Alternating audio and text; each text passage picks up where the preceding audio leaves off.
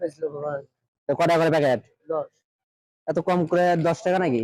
কম না, বেশি আছে। বেশি আছে? কি নাম? শিবাদল। বাসা কোথায়? সোনাতলা। সোনাতলা কোন এলাকায়? শাহবাজপুর। শাহবাজপুর। তাহলে 10 টাকা করে যদি হয় একটা, দুটা, তিনটা, চারটা, পাঁচটা, 5টা প্যাকেট আছে। এটা কম আছে। 6টা, 7টা, 8টা, 9টা, 10টা প্যাকেট আছে 100 টাকা। আর এই কটা? ওর দাও 60 টাকার মতো। সব মিলে 160 টাকা হচ্ছে না 120 টাকা?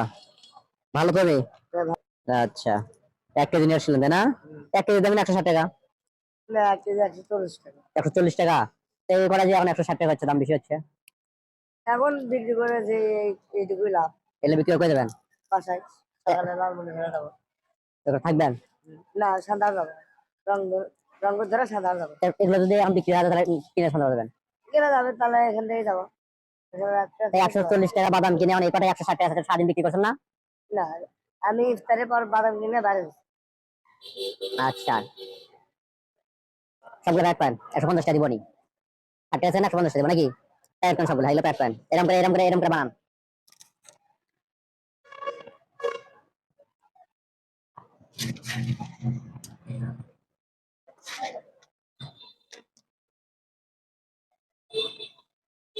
নামাজ কালাম পড়েন, রোজা রাখেন নাকি? সত্য কথা বলবেন। সত্য কথা বলতে 16টা করছে, একটা মাথা ঘুরে উঠছিল তো সেখানে। মাথা ঘুরলে রোজা করা যাবে না? না, শরীরটা অনেক ক্লান্ত হয়ে গেছে। ওই দিন একটু অনেক কাজ ছিল তো, হ্যাঁ। অনেক শরীর ক্লান্ত হয়ে গেছে। হুম। সেজন্য আর রোজা রাখতে পারিনি। তাই?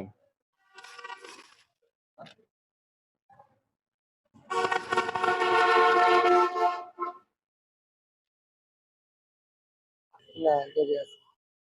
ছোট বোনক দিলাম। ছোটটা পেঁয়াজ দিচ্ছেন? কয় ভাই বোন? এক ভাই এক বোন।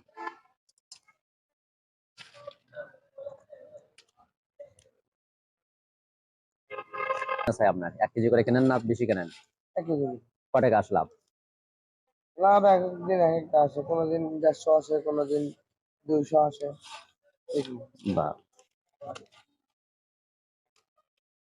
কালকে 240 টাকা লাভ হয়েছে।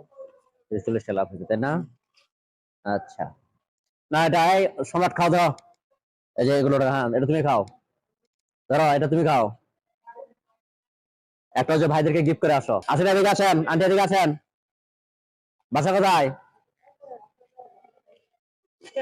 এই যে গিফট দিলাম আমরা, বাদাম দিলাম, নেন, সমস্যা নাই। ওই যে দিয়েছি তো, ওদেরকে দিয়েছি, নেন আপনি, নেন, সমস্যা নাই। ভয় পান না, নেন, এমনিতে দিলাম আমরা গিফট করুন যান। এই যে মুরব্বীকে একটা গিফট করা ধরো। তাহলে আপনি এটা কত ঠিক হচ্ছিল? 150 টাকা। আপনাকে 200 টাকা দিলে তো হয়ে যাচ্ছে। গিফট করছি না, আপনার দাম দিচ্ছি, সেটা বলেন। দাম দিচ্ছি, কত দিয়েছি কেন দেখেন তো। নেন, 50 টাকা বকশিশ দিয়ে দিলাম। খুশি হয়েছেন তো? হ্যাঁ। তবে রোজা রাখবেন, নামাজ পড়বেন, এইটুকু বললাম, ঠিক আছে? আচ্ছা, না হলে ধরো, শেয়ার ধরো। ঠিক আছে, আমার বাসা এখানেই। পাশেই পাশেই। ওকে, চলো। কটা আছে? হ্যাঁ, এই যে এই ভাইকে একটা দেই। ভাইজান, আমার পক্ষ থেকে গিফট আপনাকে এমনি দিলাম।